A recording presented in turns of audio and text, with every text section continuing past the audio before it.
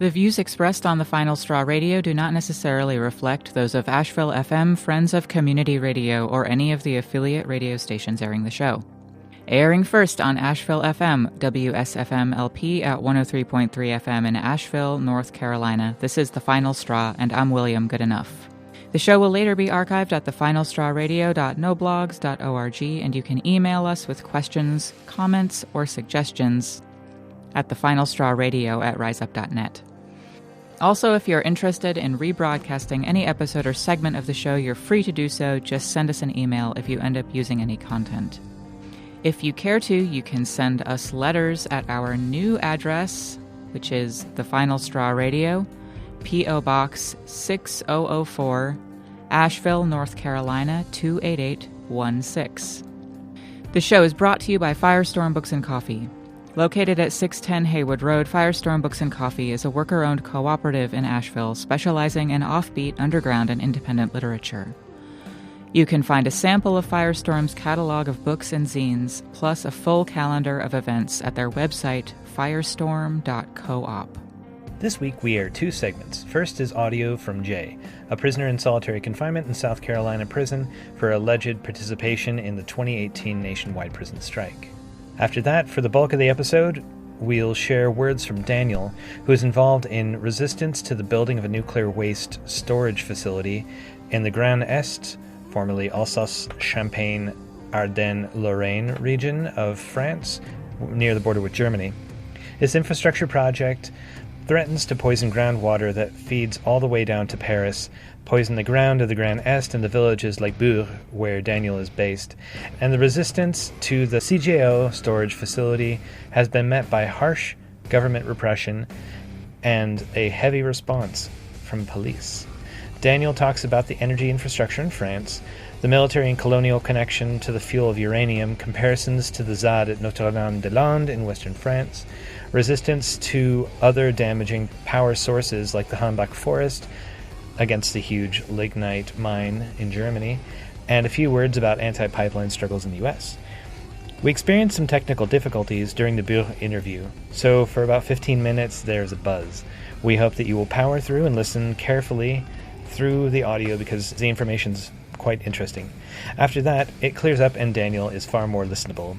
You should check our show notes for links that give more information about a few references that Daniel makes. And if you want to hear a longer version of this interview, please stay tuned for the podcast edition. Best findable at our website, thefinalstrawradio.noblogs.org, but also available through the iTunes Store, SoundCloud, iHeartRadio, Spotify, YouTube, and apparently Stitcher, which we had nothing to do with because they insinuate ads into shows without asking permission, but whatever. Now a few announcements.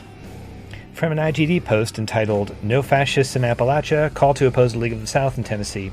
Quote, "The League of the South and other far-right neo-Nazi groups are organizing two events in northeast Tennessee this month. One will target the Tri-Pride March in Johnson City, and the other is to gather in Elizabethton, Tennessee, to protest the fall of Silent Sam in Chapel Hill, North Carolina. The latter will be happening on the 29th, and the Tri-Pride will be happening on the 15th of September. Tri-Pride will be held in Johnson City, Tennessee, and will march through downtown starting at 101 Commerce Street. Tennessee LOS coordinator Tom Pierce has called for a protest to happen along the march route. Pierce helped organize a similar protest against the Pride March last June in Knoxville. Homophobic and transphobic rhetoric and action has been central focus for fascist organizing in our region.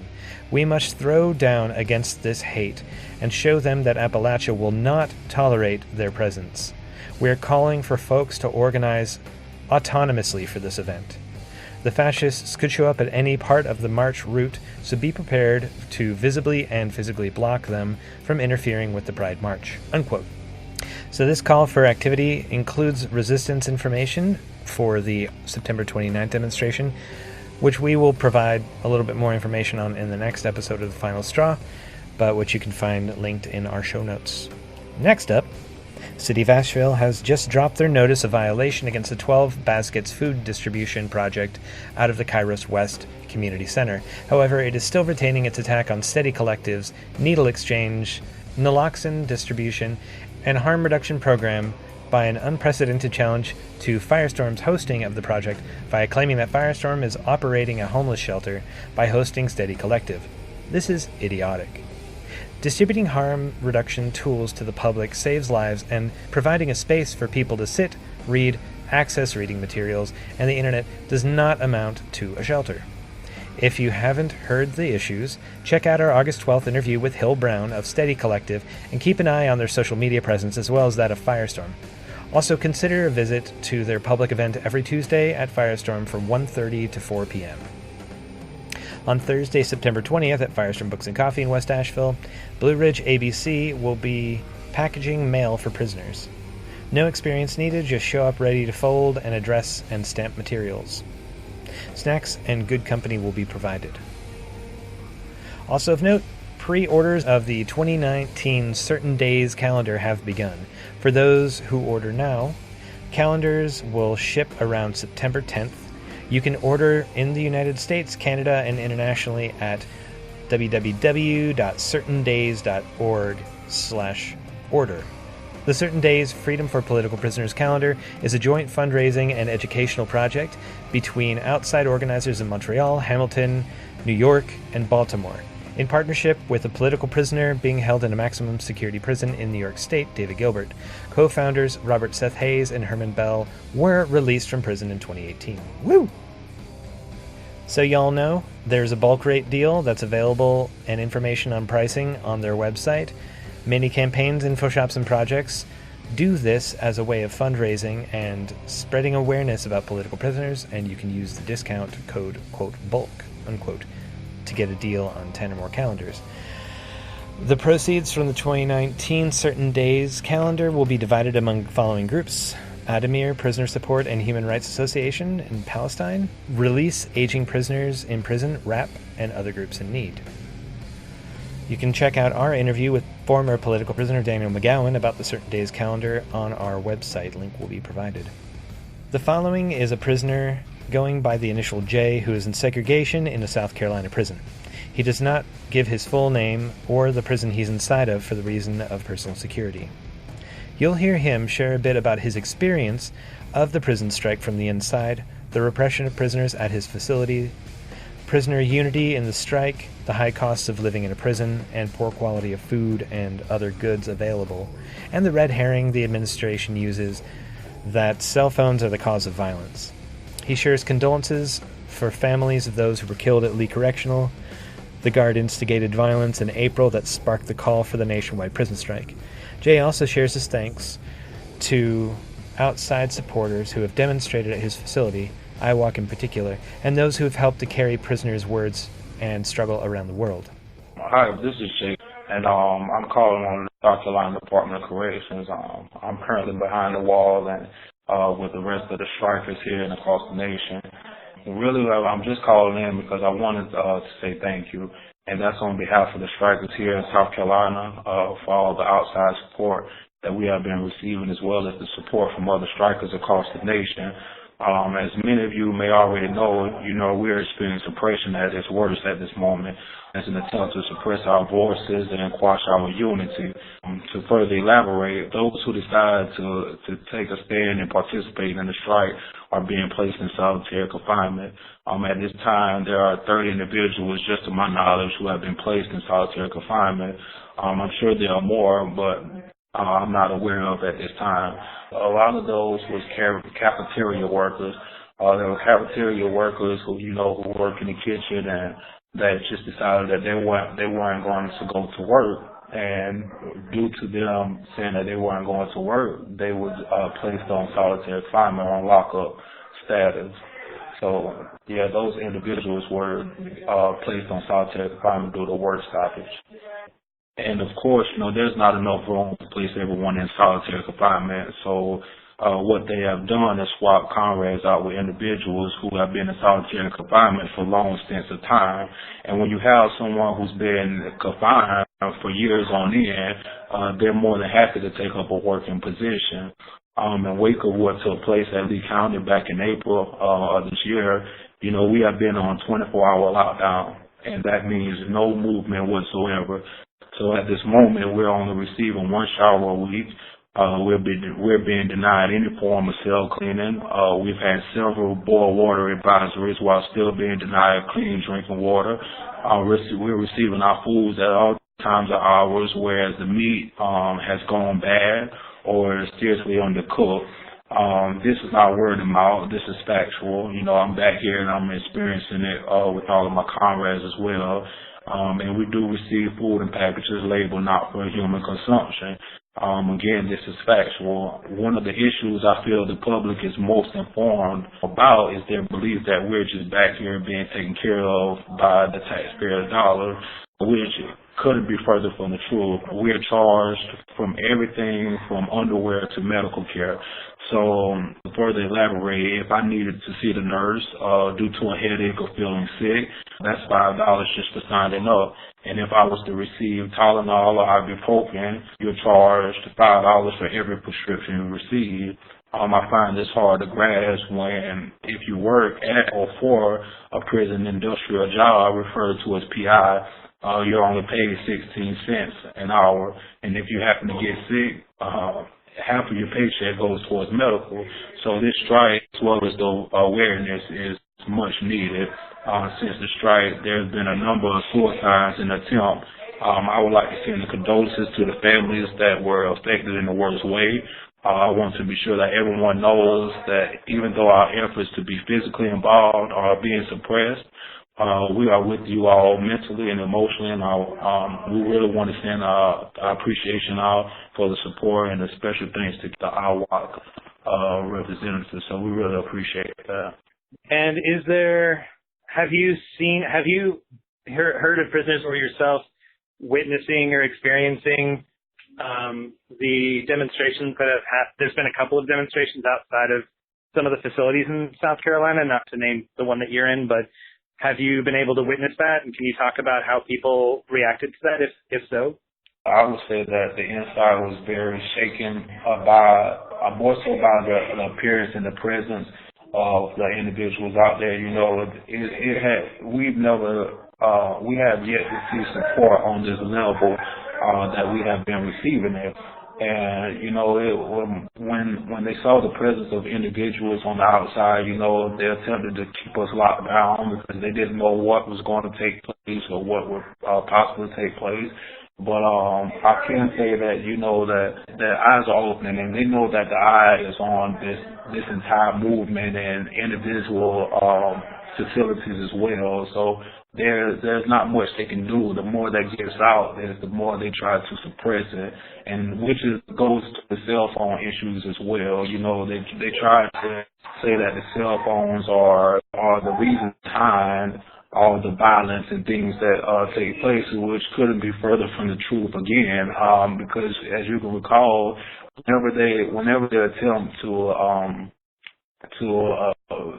associate the violence with the cell phone, they always go back or reflect on one issue in particular that happened at Lee County back some years ago, maybe around 2006. And they always refer back to that, but that's the only issue to refer to. And the cell phones aren't the problem. The problem is that with the cell phones, you're able to see and you're able to capture what goes on back here, and now the public is able to be aware of what's taking place back here, so that's what they do not want to take place. And so, yes, you guys and the support that we've been having outside the prisons has really done a lot, and it is doing a lot. And the thing is that when it dies down, you know, will it die down or will they decide to change it? Any final statements you want to make right now to maybe family members of folks that are inside of prisons in South Carolina about your experience as someone behind bars in the strike? Oh, yes. Well, really, the last thing I would just like to say is that I'm very grateful and appreciative, and thank you for all the comrades and individuals who have been standing together for this strike and who have pulled together despite of what has taken place within earlier this year, the last time. You know, sometimes you have to put behind you what has taken place for the bigger cause and the bigger purpose. And that's one thing that I want to I just really want to just show my appreciation and show that my gratitude to the individuals who have put those things aside and have pulled together in an effort to address the issues that are taking place at this moment. A lot of people are thinking about you all on the inside, and we're out here for you as much as we can be. You take care of yourself. Okay, thank you so much. To hear updates on the strike, we suggest that y'all check out prisonstrike.com and the sites it links, as well as the recent episodes of the IGD podcast, the Hotwire, Kiteline, and Rust Belt Abolition Radio, all members of the Channel Zero Network. Here's a jingle from another member of the Channel Zero Network. Kiteline is a weekly 30-minute radio program focusing on issues in the prison system. You'll hear news along with stories from prisoners and former prisoners as well as their loved ones. You'll learn what prison is, how it functions, and how it impacts all of us. Behind the prison walls, a message is called a kite. Whispered words, a note passed hand to hand, a request submitted to the guards for medical care. Illicit or not, sending a kite means trusting that other people will bear it farther along until it reaches its destination. Here on Kiteline, we hope to share these words across the prison walls. You can hear us on the Channel Zero Network and find out more at kitelineradio.noblogs.org. Now let's cleanse the palate with a newish track by Lee Reed from their Steel City EP, that's STEAL, in the name of the Hamilton Tenants Solidarity Network, which has been doing long-term work to organize with other renters in the community in so-called Ontario. You can hear more about the work of the network's organizers by checking out a recent episode of From Embers podcast. They brought the tacos, priced like Toronto's, like $6.99. One fish mango tacos, or bulgogi with the gluten-free chipotle coated taco shell spiced with nightclub vibe. They brought the taco, priced like Toronto, $5.99. One vegan bean rice. Then they tap the craft, it tastes crap, and that crap will tap your wallet till it run dry. I can't afford the trip, bougie smorgasborded the flight to the nightlife vibe. How nice. Who can afford the stuff, let alone the mortgage when the rent is unaffordable for my kind of life? They brought the tacos, downtown's awful, snobs riding high-priced bikes. The Costa Taco seems to be unstoppable, city got dollar sign, First you get the artists, then you get the coffee, then you get developers in waves like zombies, then you get the taco, then you get the condo, then you gotta go, cause it's not for you, yo. They brought the tacos, but also brought the condos, the cost of living's gotten so high. I got 50 stories of landlord whore from my folks paying frontline rental price. They brought the tacos, all the fusion nachos, say the downtown is alive and thriving. I see the death of it, the cultural deficit, how the cost of tacos drives our demise. Got single moms versus hottest restaurant, city wanna get it all signed. They brought the dollars, inflated all the markets, they grabbed the whole 90519. So have a taco, forget about tomorrow, fuse it with the nicest white guy spices. Have a taco, forget about tomorrow, city got dollar sign, First you get the artists, then you get the coffee, then you get developers in waves like zombies, then you get the taco, then you get the condo, then you gotta go, cause it's not for you, yo. And then you gotta go, cause you can't afford it all. And then you gotta go, cause it's not for you, And then you gotta go, cause you can't afford it all. Then you gotta go, then you gotta go. And you know tacos are my favorite. My favorite. How you gonna take them, break them, remake them, change them into agents of gentrification? Ay, right? How you gonna try and make me hate them? The taco, the taco, the taco.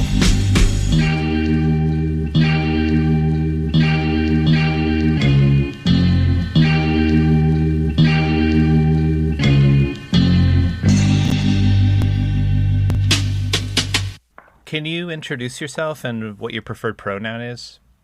Okay, so I'm.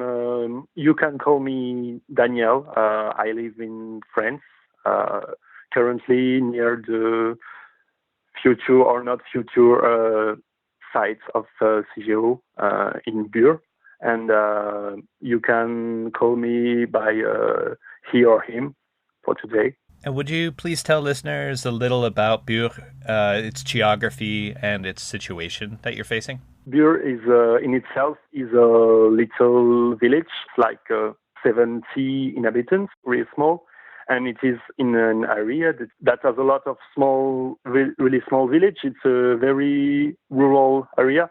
The density of the population is like 5 inhabitants per square kilometer, so it would be like, I don't know, Dakota or something in the US.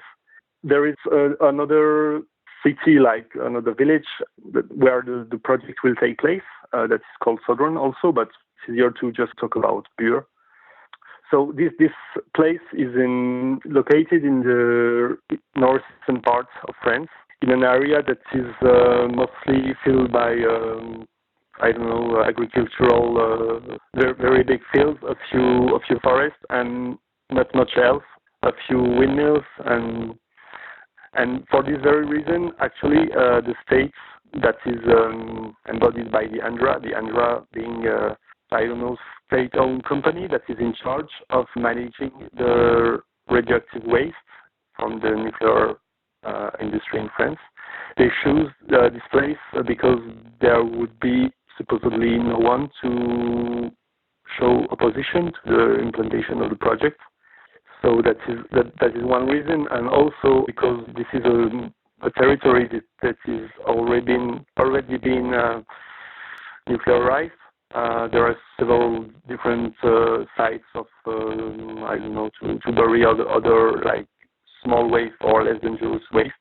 So in this place, basically, it seems that it's a perfect place to just bury stuff and forget it, since no one will complain about it. The situation being still that this area is also connected to the water bodies that will go to Paris, so that maybe it's not so in the middle of nowhere. The history will prove us right or wrong if it's built. Also, so this project is like the end of the nuclear industry, since the waste are produced in a lot of nuclear power plants in France. We can remember that France is like around 80% nuclearized for its electrical production. So it is a really important business in France to talk about nuclear industry, even more so maybe than in the US, or similarly that it is in Japan. So first of all, do you need me to make like a historic, or like talk about the history of the project now? Do you plan to? Yeah, that would be very helpful.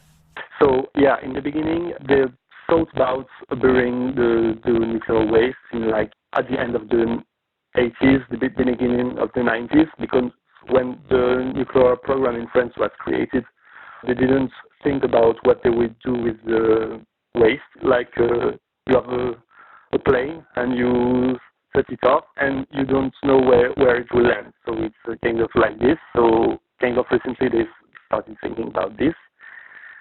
And they asked the scientists what is the best way, storing on the surface. In the beginning it was just put in the ocean, and there is some trouble with this, obviously, because it makes no sense to put nuclear waste close to the coast and polluting the oceans. So they stopped doing that, and they started, like on the governmental level, to say that would be the best solution to bury the waste at like 500 meters underneath the ground, to just forget about it, since one of the big issues is that most of these wastes are planned to be active and really dangerous for more than 100,000 years, which is quite long if you compare to, I don't know, the pyramids or anything that is built by man on Earth, by human. So they planned this, and they started looking for places in France to do this. So they had four 4 places in mind. So they went on the ground and started to do their measurements and stuff, and asking people if they wanted to be the waste of the most dangerous industry in France. So a lot of people say no, and pretty, I'd say violently. There is lots of demonstrations, sabotage of people in various places in France. And in the end, in Bure, it appeared that the opposition was the weakest because it's a territory northeast that in the past was really harshly struck by the different world wars, and there was already ammunition from the wars in the ground. There are lots of factories that closed during the 20th century, so the minds of the people are kind of prepared to say that this is a land where nothing happened anymore. So, and since there is almost nobody, it would be no problem to put this here. So that's how the site was chosen. They say that it's because of the very good quality of the soil, but if you examine the scientific proofs, it's not so blatant, I'd say, to say the least. So they wanted to do this, and so they went on, and it started to accelerate from the beginning of the 21st century. And they wanted to make some debates with the population, some information, and say, oh, it's democracy, you have the right to choose, but no matter if it's nuclear, civil, or war technologies, it's never democratic. So they started to do this. So at first, the locals say yes, tell us what you have to say, and they started to examine the propositions. But while they were doing this, the government was starting to build stuff anyway. So as it is often the case, the public consultation is just some kind of smoke wall to hide the reality. So for the next debate that there was, it was in 2006, I think, the opposition was quite strong, and the opposition really started at this period, with mostly at the local scale, because the struggle was not really well known all around the country, let alone in other countries. And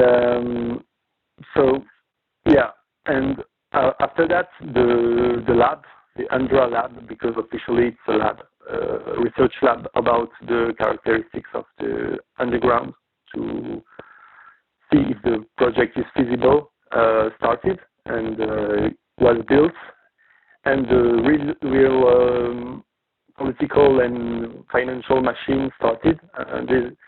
The project was not officially started. It has not been started officially yet. It is really important to note. And so it's like a research project, and they started putting money into communication and infrastructure for the local politics, also to accompany, like they say, the project. But it was not explaining a project. It was corruption.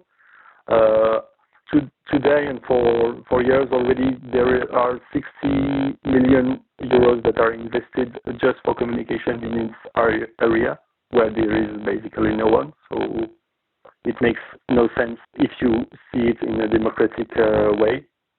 So we go then in around 2014, 2015, it started to get more and more important. So there was a call for people all around France to get information about this project.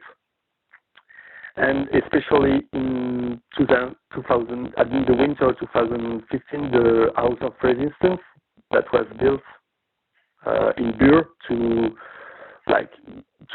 have some counter information spots near the ANDRA for the locals that would come, was widely used as and occupied all the time to make some preparation for demonstrations, or just to make really actions of communication against the project. After that, there is one point of the project that is really like focused in this project. If you look at the information, it's what we call bois le jus. That means logic wood. So wood that is really close to Bure, like 2 kilometers, and that is on top of where the galleries at 500 meters deep will be built. So it's a really strategic point for the project. And it started to get occupied in 2016. It was not so easy to occupy it. There was, of course, the police started to get more present on the ground. That is still the case, of course. And so the struggle took like the face of occupation of the territory, like what you can compare it to what was done in the ZAD for the airport. Anyway, there are some parallels to make. And after that, so there is a lot of different demonstrations that went,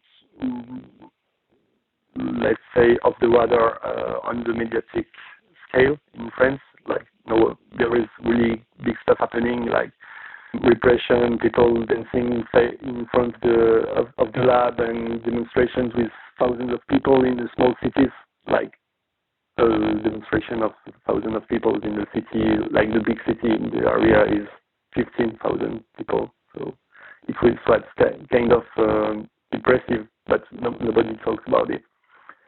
So with this occupation, the focus on Bure started on the mediatic scale, and it went more and more intense. So at some point, the state stopped ignoring and hiding this opposition, and it turned into repression. That is the state where we are now.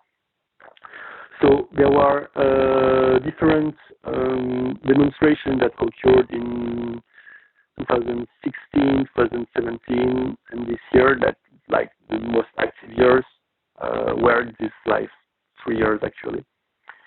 So with the occupation of the wood, there was a need that was like attracting people from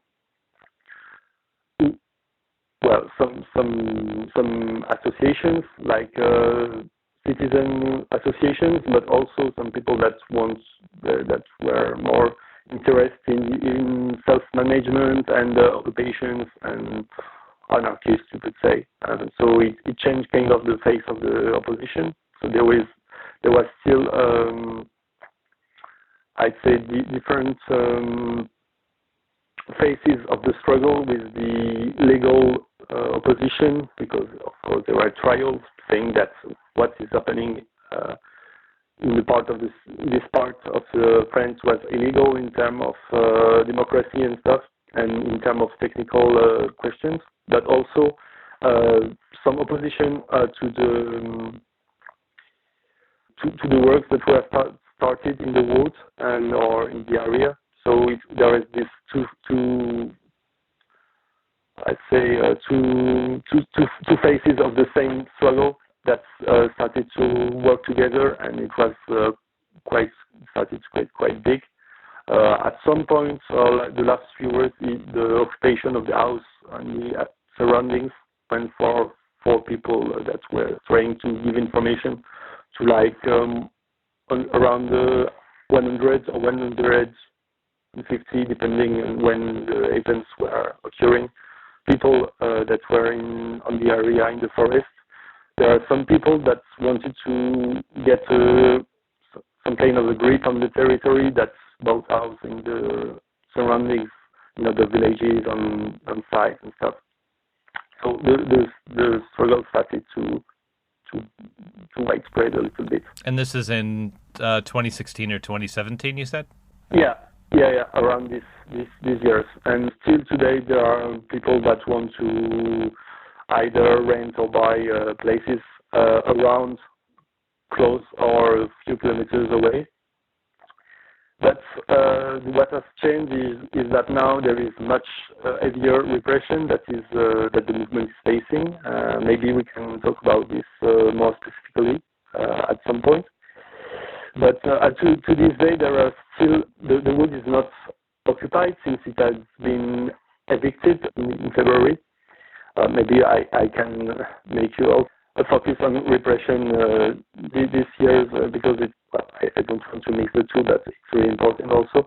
So the wood was evicted. There is some kind of cleaning that they have to do to be in conformity with the law, and it is expected that maybe they will start building facilities on top of the wood. Like they have to cut all the wood. That would be around 200 hectares. I don't know how you call it, like quite big bit of wood to be cut and to be exploited for a project that is still not yet allowed officially.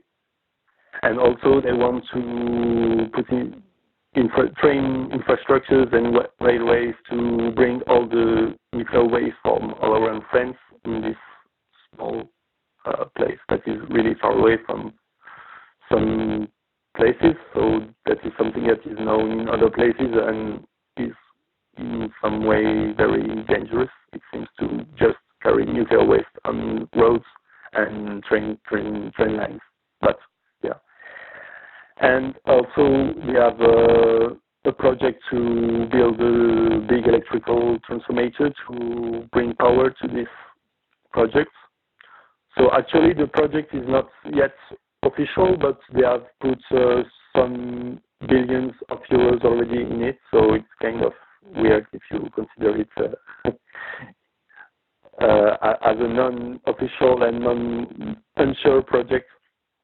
So this is where the state is putting the most energy and resources today in terms of infrastructure. If the project is built, it will be actually the largest industrial project in the whole Europe, I could say.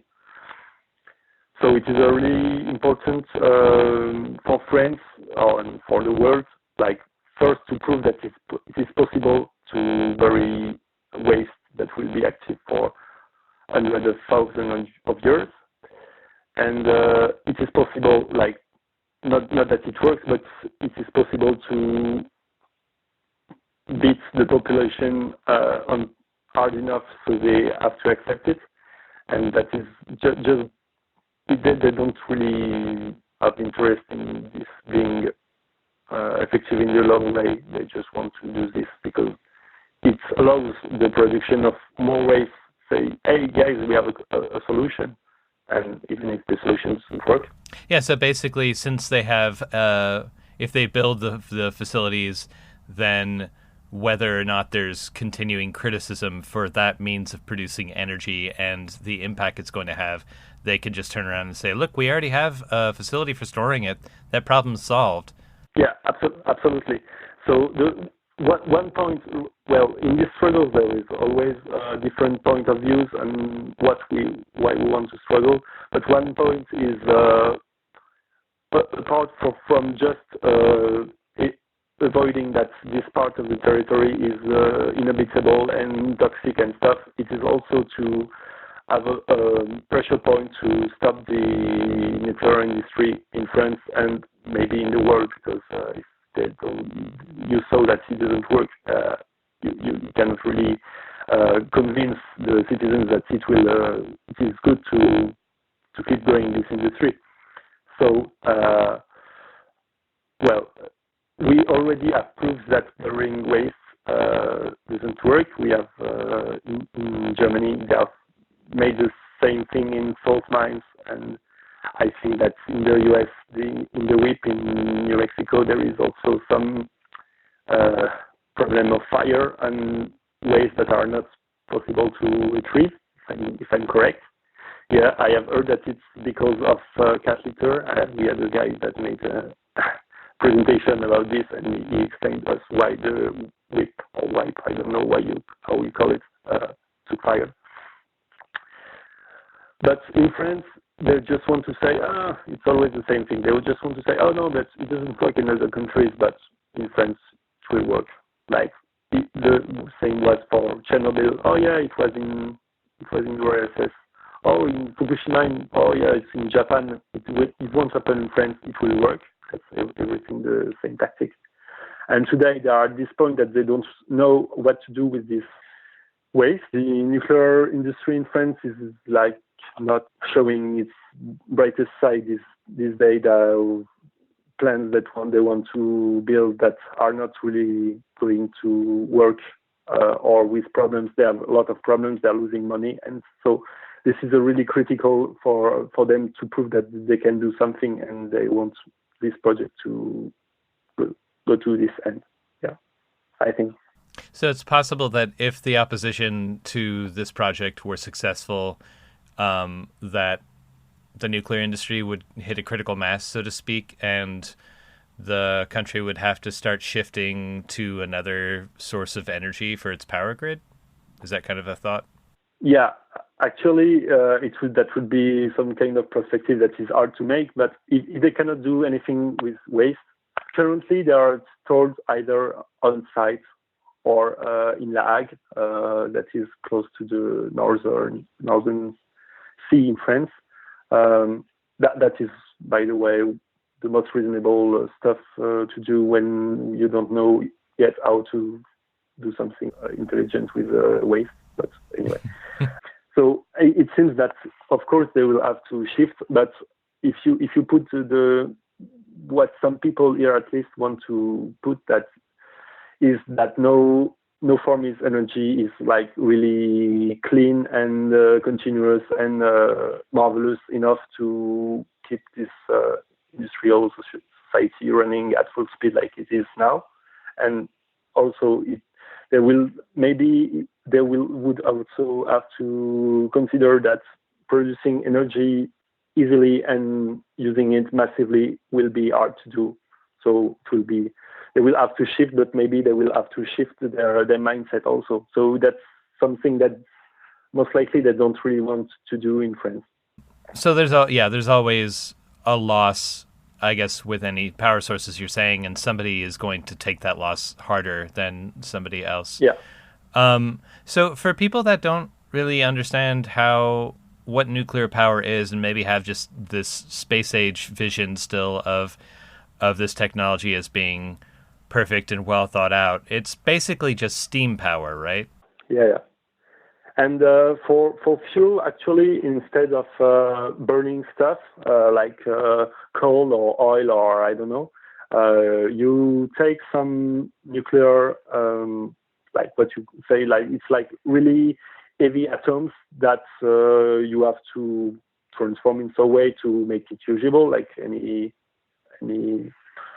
refine it, yeah, any oil or something. And when you have this material to burn, like it's not burning, you actually put it in a big plant. It's really dangerous. You have to take a lot of caution, and you break it with a neutron, and it splits in some other smaller atoms. And doing so, they also liberate some neutrons that will eat also other atoms, and the chain goes on.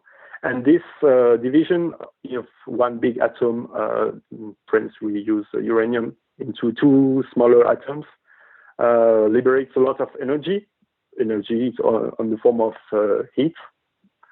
And when you have heat, it's like any other plants. You can boil water, and when that water boils, it's just turned to steam, and steam can go into a turbine, and turbine can make electricity. So basically, just steam pushing a turbine to make electricity. Like it would be the same. That's the same thing they use in the coal in electrical plants or fuel electrical plants. Except that instead of releasing CO2, that is already a problem, it releases some minor or different, a lot of different nuclear elements. So that is atoms and waste that emit different kind of radiations that are lethal for living organism, and that is active depending on the atoms. for either a short time, but also for a very long time, and they can be more or less active. But in the end, you will have to manage some wastes that are active for thousands or even millions of years. And if someone he gets in contact with this waste, they will have face serious problems that you can see in some shows with malformations, death, vomiting, and stuff. And this is a illness or a project that you cannot smell, you cannot see, and it just spreads in the environment if it's not controlled. So the way you control this is a really important topic. And sometimes when things go wrong, like in Chernobyl, like in 3 Mile Islands, like in Fukushima, like in a lot of places, it just contaminates everything. And you have to learn how to live with this. You have to the government has to lie to the population. And it's something that is a problem that humanity has not really faced before, like managing some waste for thousands of years. Like they make the pyramid saying, if you open this, you will be cursed and you will die. And well, a few thousand years after, there are some people that dug up and say, "Oh, it's nice," and no waste, no curse so far. I think for these people, but with radioactivity, I'd say it's physics, so the risks are much more likely, unfortunately. I'd like to make a couple of quick points or questions, and if you don't feel like you can answer them, that's fine. But I've heard before that the particulates, maybe the stuff that's not heavy enough that gets shipped off to another facility, but the particulates that might get into the air, at least because of nuclear testing for weapons grade fissile material during the 20th century, and maybe from the production of less refined materials that are used in power plants, that those particulates have made an actually really big impact in heating up the atmosphere. I don't know if you know anything about that, or if that's founded as far as you know, in terms of climate change. You mean I don't know. I never read anything about this. I don't think climate change is the biggest problem with nuclear waste. It cannot have all the problems.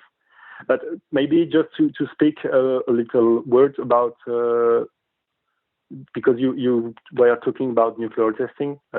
Actually, the reason why France invested so much into nuclear energy it was decided in the 50s and it was applied in 70s or 80s, was the one byproduct of uranium nuclear power plants is plutonium that is used in atomic bombs. So actually, we could say that nuclear electricity is a byproduct of nuclear weapons in a way, because one of the main purposes during the Cold War was to get this nuclear weapon. So it has a lot of political implications. That is not really the matter of the Bure subject, but it explains why it is so important in France, and there are so many links between the civil nuclear and the nuclear military industry. And although this isn't directly connected to the experience, I mean, it is in some ways, but of the people in Bure and the struggle there, where's the uranium retrieved from and refined? Actually, in France, most of our uranium comes from our ancient colonies. For example, there was the war in Mali to secure the supply of uranium. So in the western parts of Africa, most of the uranium mines for France can be found. And after that, it is sent to France, where it is refined. So some of the refining is done in Africa, but the more technical stuff and the last preparation for for the fuel is made in the south of France, and after it is this fuel is sent throughout France to the different nuclear power plants. So it has been said in France that nuclear power is a source of nuclear electrical and energetical autonomy for France, but almost none of the uranium used in France is produced in France. And well, I guess it's good for us, but it's a real shame what is done with lands in Africa, and always they are the people that are doing the stuff for the well-being of the Occident and the West. So, well, most of our uranium ores come from Africa. Yeah. So could you say a few words more specifically about the repression that people resisting the construction in Bure have faced? To speak about repression, before 2015, when there was a trial for something related to repression, it was like a national event. It was incredible. But for now, it has really been harsher and harsher since the widespreading of the struggle. So every kind of demonstrations, well, there are the typical arrest at the end of the demo, but it started to turn into a plan to muzzle and to stop the opposition of all kind of all form of demonstrations and opposition of the project. So the first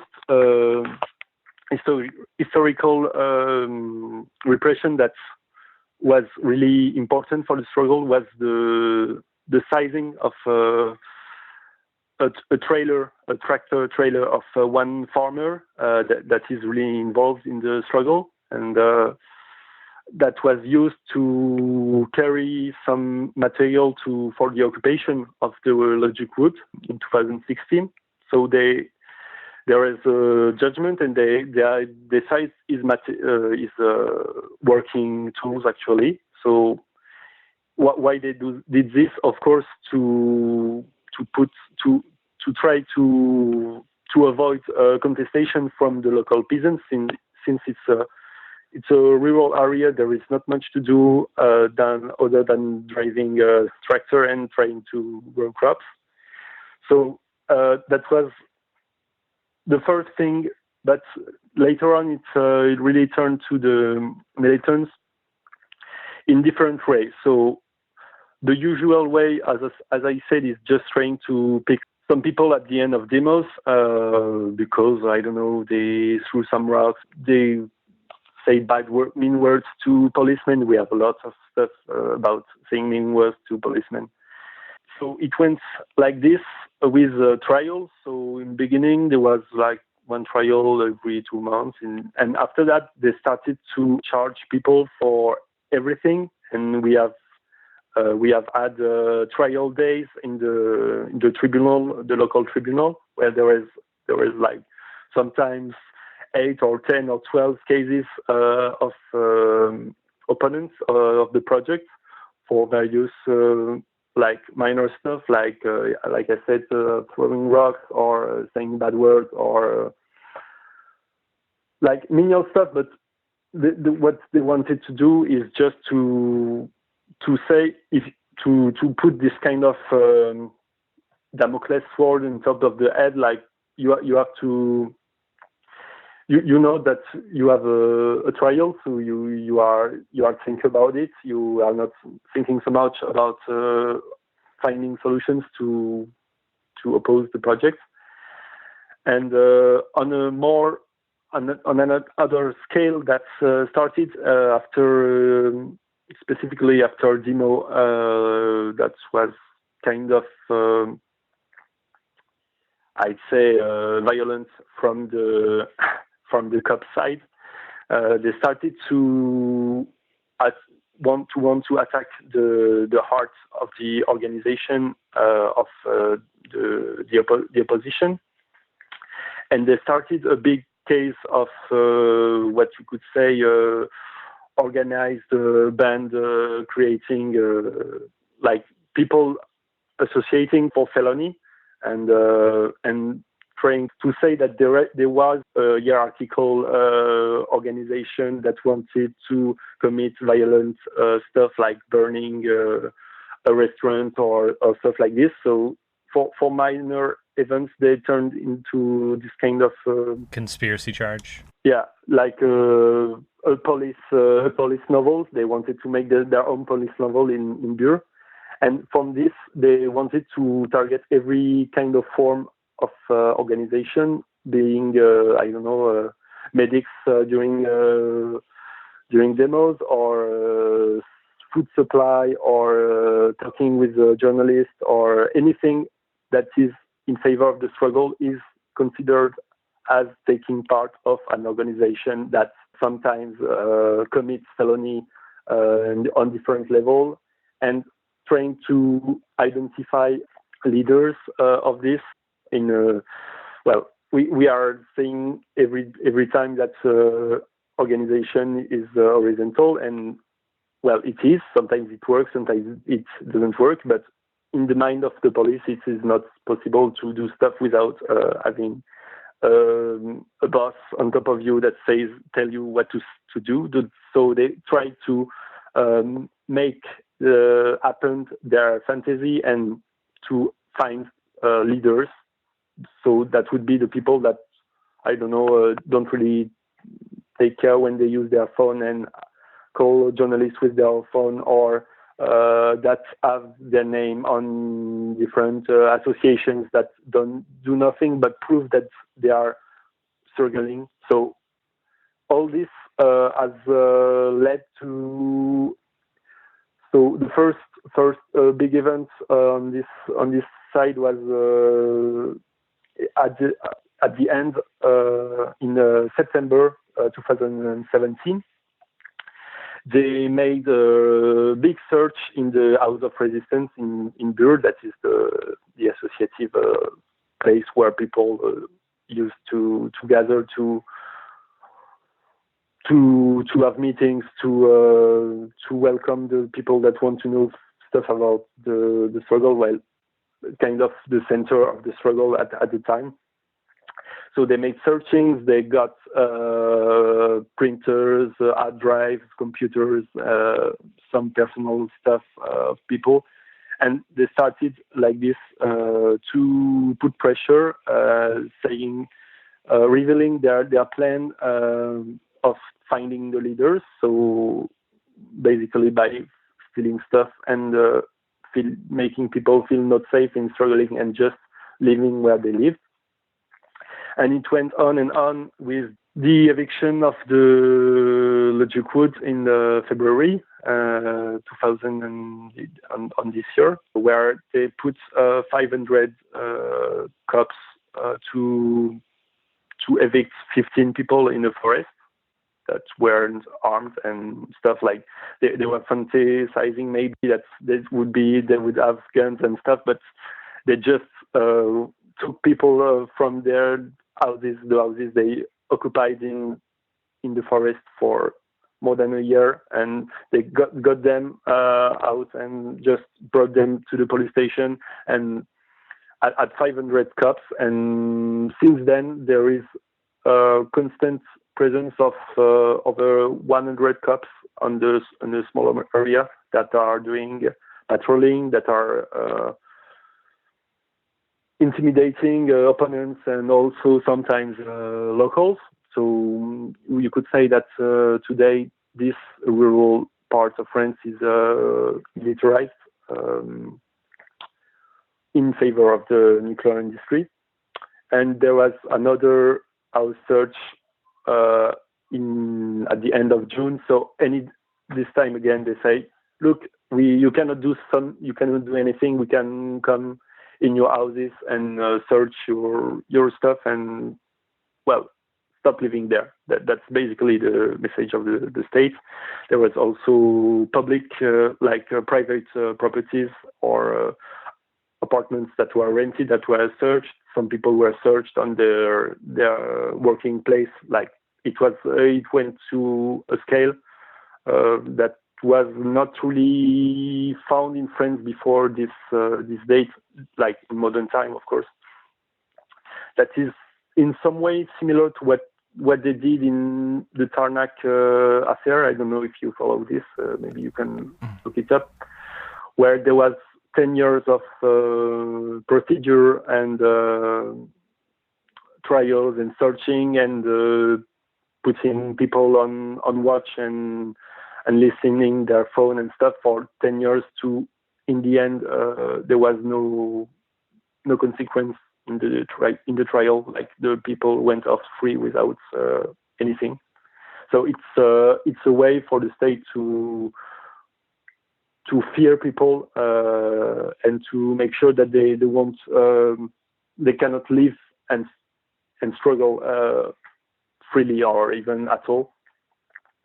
So that's their plan. So they have identified for now around 10 people that would be the leaders, but they don't really have to have a proof for this. They just have to say they could be leaders, and we are going to investigate that to forbid them to live on the place where they are.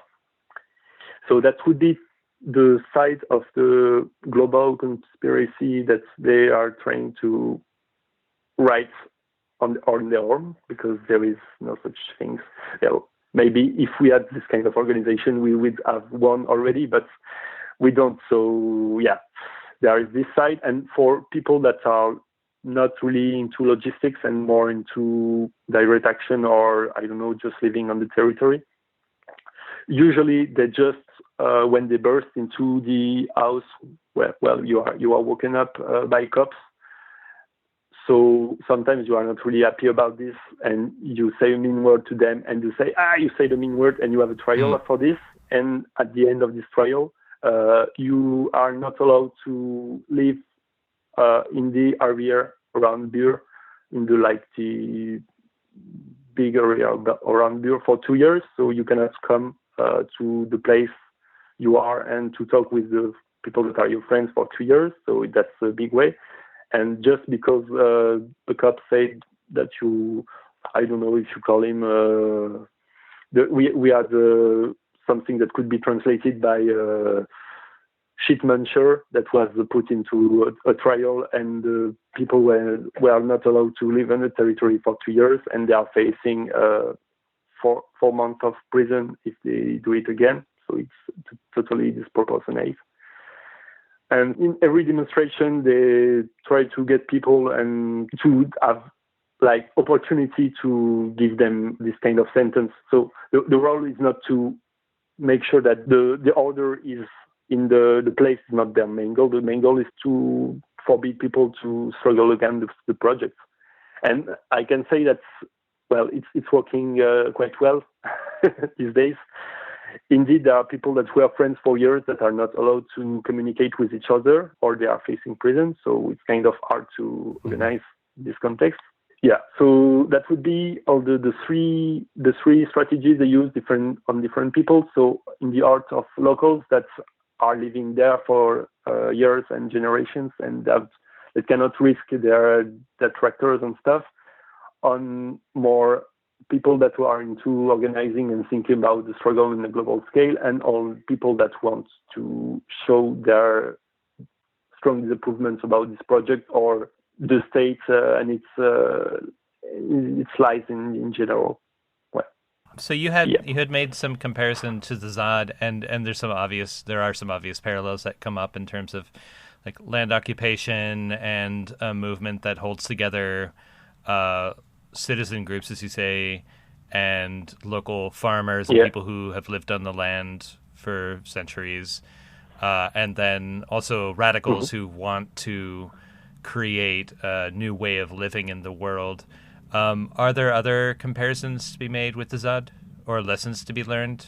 Well, if you go on the local scale on the ZOD, in the very center of the area, there is some opposition between different way of thinking the organization and autonomy and stuff that led in a big part in the the breaking of the community that was in the ZAD, to say the least. Like for people for people in France that are kind of interested really in what is happening in the ZAD, it was not really a victory, because the will to occupy territory and do your own stuff without being controlled by the state has not been achieved, even if the airport has been cancelled. So there is, in some way, the way how you communicate with other radicals, you could say, or with citizen groups, that is important to take into consideration. And we have kind of the same problematic in Bure also. I'd say one of the big differences is the airport was kind of a small scale struggle. Well, it's kind of big, but it's an airport. It's not the future of the biggest industry in France. And well, as for other similarities, you could say that there is also these different components that sometimes are working together, sometimes are working not so together. Being on the legal aspects that are fought by the lawyers, and when it is needed to stop illegal works for the companies or the states, the need to occupy land and show opposition on the land, just to make sure that it is not done, and because when it's done, usually you cannot go back. It's one of the strategies in France for this kind of projects. They come with the bulldozers and they destroy everything. In the law, the judge say, "Hey, you didn't have the right to destroy everything," and they say, "Oops, sorry," and the stuff is destroyed anyway. So you cannot really. Or sometimes you say, let's check if there is like a rare species of birds or frogs, I don't know, and they destroy everything. And when the guys come to check if there are species, there are not anymore. So they say, okay, it's safe, we can go with the working. So it's this kind of strategy that can be stopped by the opposition on land, and also, of course, where the really real victory and long-lasting peace on the territory is won is by the trials and the official citizen kind of side that we have to keep linked with when we oppose this kind of project. So that is a similarity. And also the will, as you say, the will to oppose the airport and its world, and here it's the CGO, the project and its world, and the nuclear and its world, or maybe the world and its nuclear. You don't know, but it's a place for people to come to meet really different and out of, I'd say, ordinary minds, and really alternatives that make sense in a world that is today dominated by capitalism and I don't know, sexism and all the ism that we are facing and fighting as best as we can. And so that's one of the parallels you can make also, of course. So and you might have said this and I might have missed it and I apologize, but one of the, I guess, tools that the folks resisting the airport in Notre-Dame-des-Landes used was to focus on the company that had the main company that had a contract with the French government to build Vinci. Yeah. And one way of internationalizing struggle in support of the Zone à Défendre was to focus on the holdings of Vinci in other places around the world. And this has been done in other struggles, and it's a good way of internationalizing. And also because those companies are also involved in destroying nature and relationships where other people are in other places. So seeing that network and how those mega projects relate to international capitalism and between different governments is really fascinating, like pinching point. Is there I haven't heard you reference any specific corporations, and again, excuse me if I missed it, but is there an opportunity for international solidarity in that same manner with Bure? Actually, I'd say that, of course, there are big companies that are working, like construction works and stuff. But in France, nuclear industry is kind of national security. Yeah, national security and national affair. And most of the companies that are working are actually based in France. Well, our centrals have been made by the US in the past, so don't say that too much. They don't like it, but it's supposed to be from French companies. So most of the companies are based in France. But one of the companies that has been kind of targeted the same way that Vinci and these subcontractors was aimed in the Notre-Dame-des-Landes was a company called Ingerop that makes some kind of consulting on big useless industrial projects mostly, and some other stuff that are big and useless also, but not industrial, but get the idea. And that is based in numerous countries. I don't know if they are based in the US, but namely I know that they have been based in South Africa and stuff. But this is one of the targets of some that have emerged to fight against the project because the ANDRA is national, EDF, Electricity of France, is national also. But I think one of the supports that you can make for the struggle on the international scale would be to oppose nuclear burying of waste. That's what you have stuff to work on in the US in spreading the word about what's found in the WIP, on how your nuclear plants are managed today. So, and in other countries, just to show the links in everywhere, it's the same, the links between the industry and the state and the secrecy and the army. Everything works in the same obscure ways in other countries. So basically, I would advise people to get to know about how the nuclear or even the energetic industry works in their country, and to quote and to show what has happened in France, in Bure, and to let people know that it's not working. There is a lot of industrial projects that are linked to the French power, being with the EPR reactors, the newest reactors that they are not going to build because it's not working so well for them, but they're trying to do this in India, in China, in Finland, also in the UK. They are trying to build this, and it's money sink for them. So I would advise people to either to come and to struggle in the place, or just to show the blatant weaknesses of this project throughout the world. And as for the companies, there is a website that has been made for this, but you can find information on the French website. There's also English section. But yeah, since this is French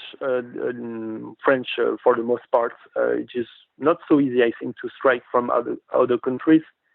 But nuclear is like an international problem. With Fukushima, we can show it that we, for example, there was some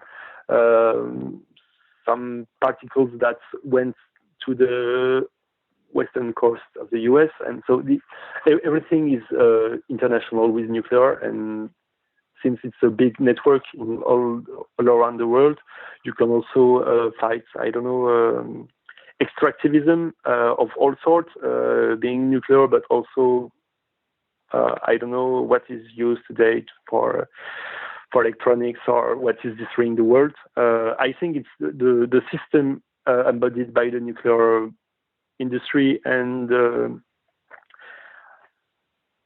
because for me, nuclear industry in the first place, it's the ultimate form of loss of autonomy from the population. It's something really complicated to manage, so you cannot really say, okay, we're going to manage this, it will be easy.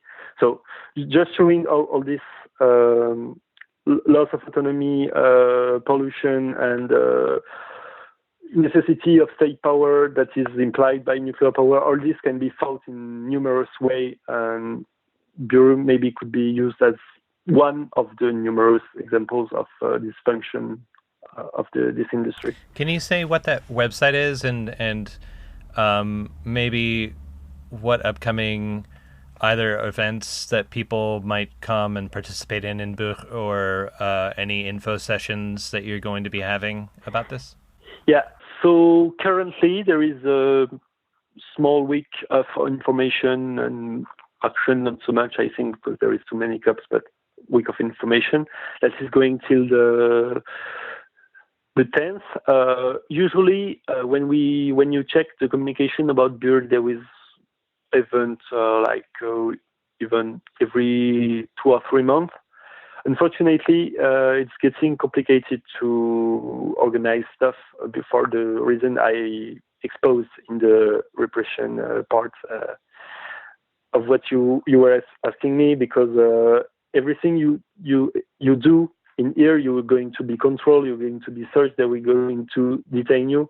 Just today, there is also a friend of us that is going to stay in the police station for investigation for the whole day.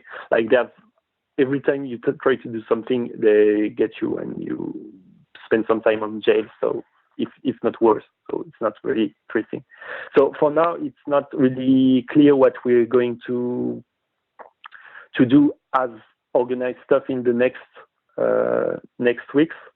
But there should be maybe, according to the schedule of the ENDRA and the state, the cutting of the logic wood in the preparation of the work on top of the ground, that on top of the site that would be the galleries with the nuclear waste where they will be buried. So this could happen in this.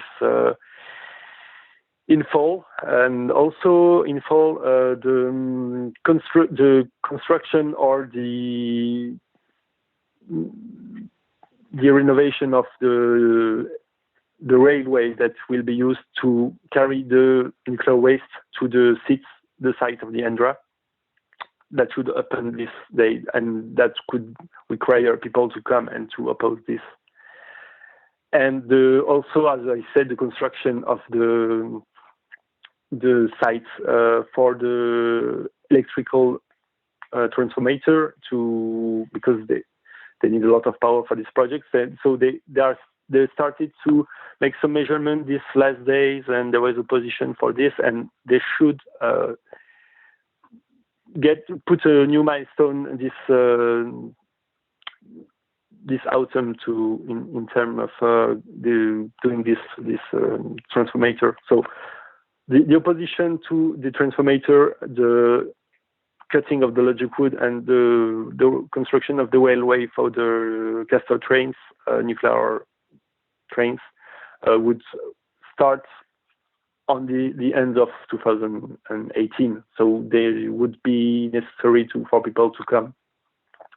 And also, one of the things is showing some focus. So just coming and doing stuff to prepare to oppose, for people from a little bit longer to try to think on how they could come and help with projects, and staying tuned for next events that could happen, if maybe in a different form, if repression is still too harsh, because in France nuclear is something that has a lot of sites, and being refineries or power plants, maybe the struggle will take different forms in the future. So staying tuned for these different demonstrations, an form of opposition to the nuclear industry in general, and just not the Endra CGO burying site. Awesome. Yeah. So come if there is something you think you can do in the region, or stay tuned and prepare it. This is a different issue, but it also is an anti-extractive and something resisting current modes of power production, not too far from where y'all are at in the global scale, at least.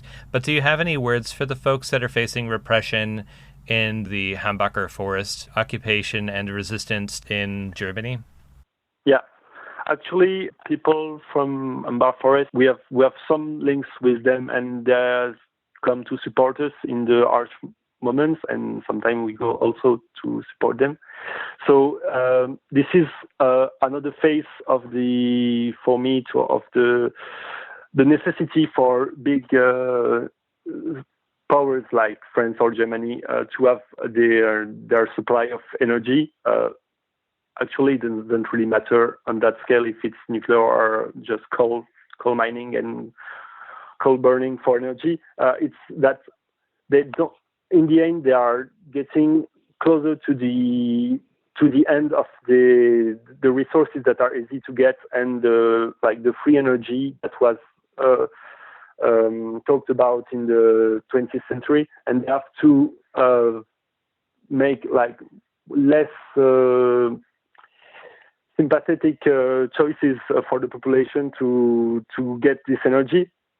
So also this struggle is going not so well at this in the recent times in Hambacher forest, and we, of course, in Bure, we show a lot and profound respect for what they do, and we want to say that we support what they are doing, because, of course, the important thing is not nuclear is cleaner than coal mining, or coal mining is cleaner and less dangerous on the long scale than uranium extraction and nuclear power.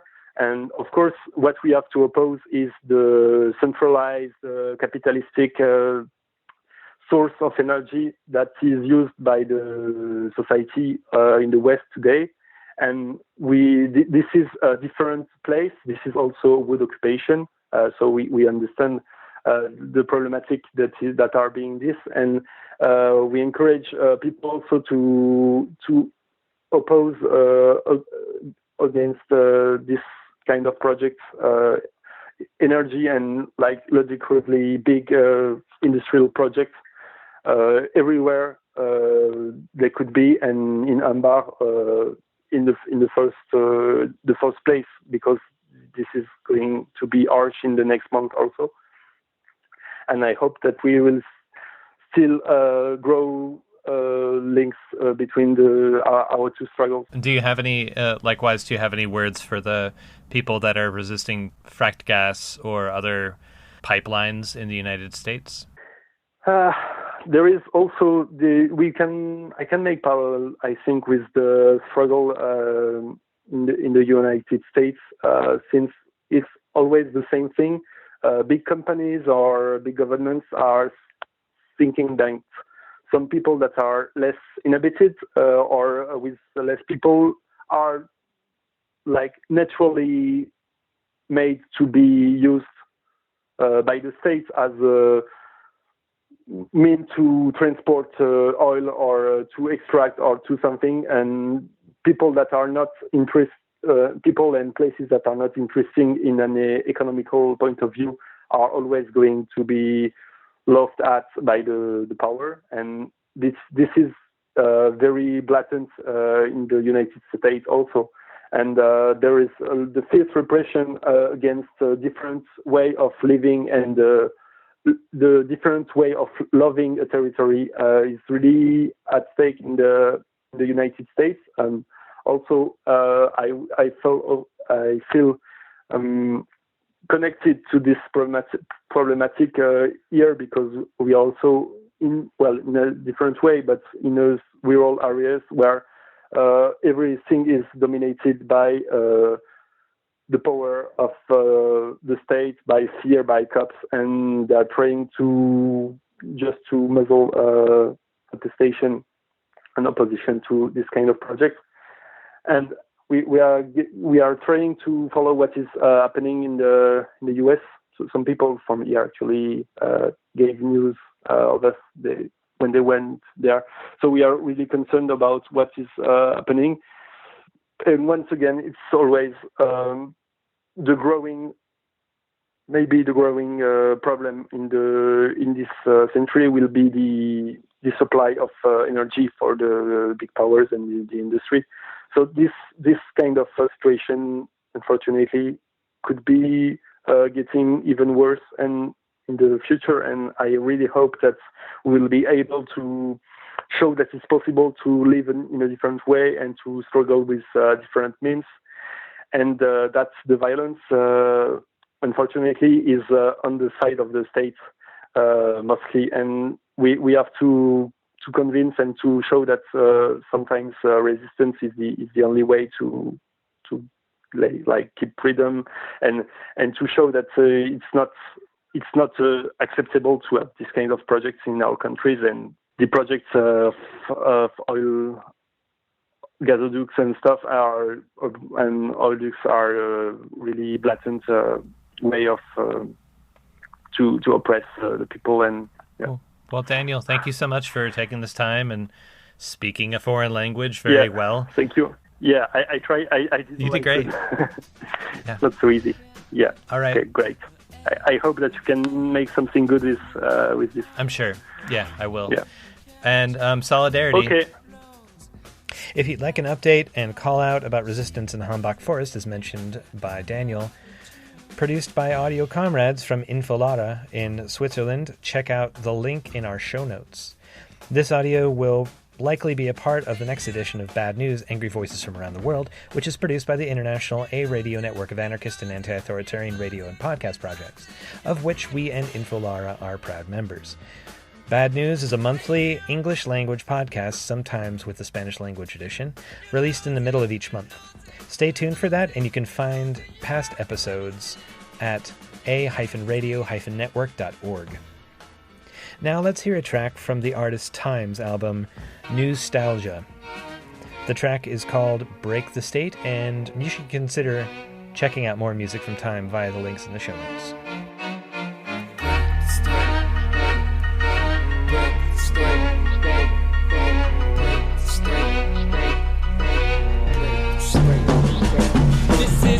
From the heart, call me MC Artery. Think about some real shit, eyes looking watery. Never let them leak though, Denver's like a freak show. 2 shots fired out my window like some free throw. I'm tired of feeling poor, I'm tired of eating ramen. I'm tired of all the war, propaganda and bombing. When I'm broke, I'm frustrated. When I'm broke, I wanna drink. When I'm broke, I can't think, I just wanna rob a bank. I'm trying to keep it positive, but right now my honesty, I'm a rare thing to rap like monogamy and modesty. What's a pyramid to a mountain, an ocean to a fountain? How many lies have I told? I don't know, I'll stop counting. I reel like dirty dishes in the sink for 2 days. You fake like a CEO, a smile in a toupee. My thoughts are deep, cause I came from the bottom. If you have dreams, you should chase them if you got them. If you work every day, break the state. If you don't make a living wage, break the state. Every day there's more debt, break the state. They arrest you at the protest, break the state. If there's drones over your home, break the state. If they foreclose on your loan, break the state. If you wanna make change, break the state. We gotta break the state before it's too late. I am not a commie, I'm awake, I'm a realist. I am a truthless and anti-imperialist. I am not perfect, come make mistakes for me. I think my phone's tapped, the NSA is chasing me. I was born in America, land of paranoia, where if you fight the state, propaganda will destroy you. Kids join the army for educational goals, but doesn't killing others uneducate the soul? The elite eat caviar's bodies explode, and like a sweatshop, they don't read what they sow. The state is homophobic cause the state is religious. That's why they use the Bible to slaughter the indigenous. It ain't man versus nature, it's money versus everything. Greed gave Mother Nature radioactive wedding ring. Old mothers dying, we're almost out of time, so watch me disappear like Palestine. If you work every day, break the state. If you don't make a living wage, break the state. Every day there's more debt, break the state. They arrest you at the protest, break the state. If there's drones over your home, break the state. If they foreclose on your loan, break the state. If you wanna make change, break the state. We gotta break the state before it's too late. If voting changed anything, it would be illegal. Word to Emma Goldman, don't vote for lesser evils. It's not an election, it's just an option. The winner goes to the corporation that bought them. Politics is in the streets, vote with the protests. Occupy rap, pedagogy of the oppressed. Provocateur tours everywhere, I've seen it more than once. But like Oscar said, true friends stab you in the front. I don't eat death, so I don't eat meat. But the suicide genes in the soy and the wheat. Break the state and don't replace it with another one. Cause the president's just an ego with another gun. I'm not preaching or whining, I'm talking about apocalypse. Put your faith in you, not theatrical politics. Ain't man versus God, or man versus machine. The real enemy is us, the nature of human beings. If you work every day, break your snake. If you don't make a living wage, break your snake. Every day there's more debt, break your snake. They arrest you at the protest, break your snake. If there's drones over your home, break your snake. If they foreclose on your loan, break your snake. If you wanna make change, break your snake. We gotta break the state before it's too late. To find past episodes of The Final Straw, you can subscribe to us in your favorite podcatching device or visit the website thefinalstrawradio.noblogs.org for 8 years of free audio. If you'd like to hear us on your local radio airwaves, contact your community radio station and tell them to check out the radio tab on our website. Or you can reach us via thefinalstrawradio@riseup.net and we'll try to help in the process. We are up on the most obnoxious social media platforms and can easily be shared after we air.